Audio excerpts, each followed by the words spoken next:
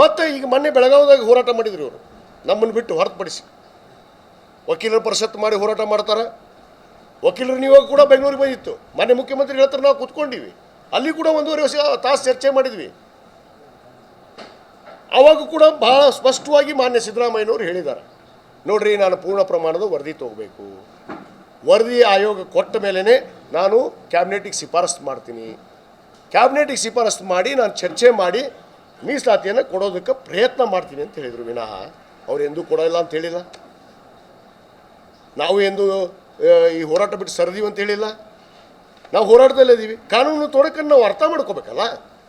ಅರಿವಿಲ್ಲಾರದೆ ಸುಮ್ಮನೆ ಸರ್ಕಾರದ ಮ್ಯಾಗ ಲಿಂಗಾಯತ ವಿರೋಧ ಸರ್ಕಾರ, ಲಿಂಗಾಯತ ಪಂಚಮ ಸಾಲಿಯರಿಗೆ ಹೊಡಿಸ್ಬಿಟ್ರು. ಕಲ್ತುರ್ದವ್ರು ಯಾರಪ್ಪ ಪುಡಾರಿಗಳು? ಮಿಸ್ಟರ್ ಬಸವನಗೌಡ ಪಾಟೀಲ್ ಯತ್ನಾಳ್ ನೀನು ಪುಡಾರಿಗಳು, ಅವರು RSS ಪುಡಾರಿಗಳು. ನಾನು ಸದನದಾಗ ಹೇಳೀನಿ ಈ ಮಾತು, ಬಾಯಿ ಮುಚ್ಚಿದ್ವಲ್ಲ.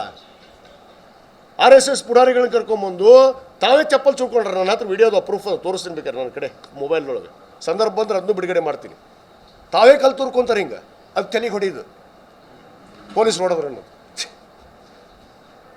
ಚಪ್ಪಲ್ ತುರ್ಕೊಂಡ್ರ ತಾವ, ಆ ವಿಡಿಯೋ ಸಿಕ್ಕವ ನಮಗೆ, ಸುಳ್ಳಲ್ಲ.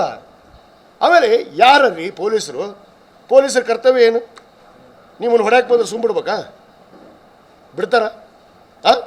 ಇವರು ಪುಡಾರಿಗಳನ್ನ ಬಿಟ್ಟು ಗಲಾಟೆ ಮಾಡಿಸಿ ಪಾಪ ನಮ್ಮ ಸಮಾಜದ ಅಮಾಯಕರನ್ನ ಹೊಡಿಸಿ, ಕಾಲು ಮುರಿದು ಹೆಂಗೆ ಹೊಡಿಸಿ ಎಷ್ಟೋ ಮಂದಿಗೆ ಆಗ್ಯಾವು.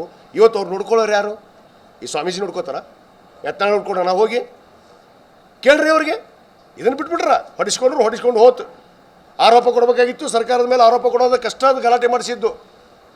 ಇದೇ ಸುವರ್ಣಸೌಧದ ಮುಂದೆ 2022ರಾಗ 6 ಲಕ್ಷ ಜನ ಸೇರಿದ್ವಿ ನಾವು.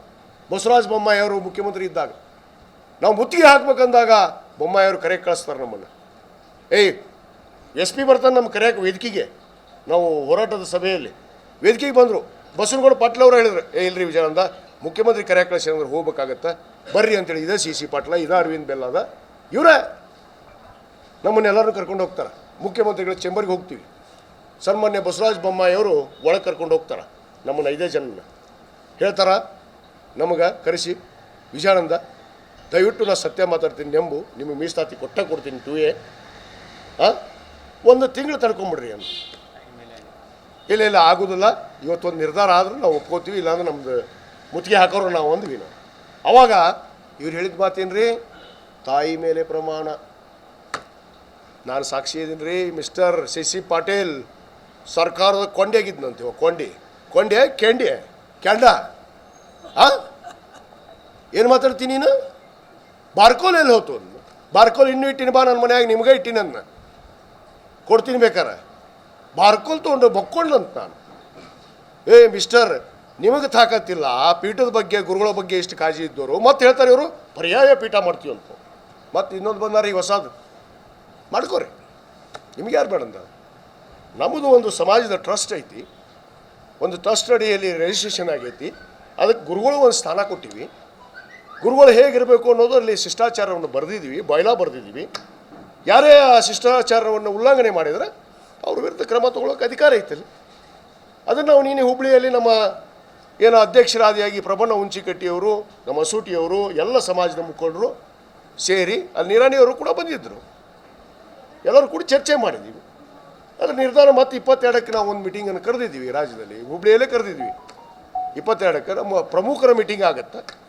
ಎಲ್ಲ ಜನಪ್ರತಿನಿಧಿಗಳ ಸಭೆ ಕರೆದಿದ್ದೀವಿ. ಎಲ್ಲ ಜನಪ್ರತಿನಿಧಿಗಳಿಗೂ ಈ ತಮ್ಮ ಮುಖಾಂತರ ಆಹ್ವಾನ ಕೊಡ್ತೀನಿ. ಯಾರು ಸಮಾಜದಲ್ಲಿ ಗುರುತಿಸ್ಕೊಂಡಂಥವ್ರು, ಸಮಾಜದಲ್ಲಿ ಮುಂಚೂಣಿಯಲ್ಲಿರೋರು, ಸಮಾಜ ಸಂಘಟನೆ ಬಗ್ಗೆ ಕಾಳಜಿ ಇರುವಂಥವ್ರು ಬರ್ರಿ, ನೀವು ಬರ್ರಿ. CC ಪಾಟೀಲ್ರ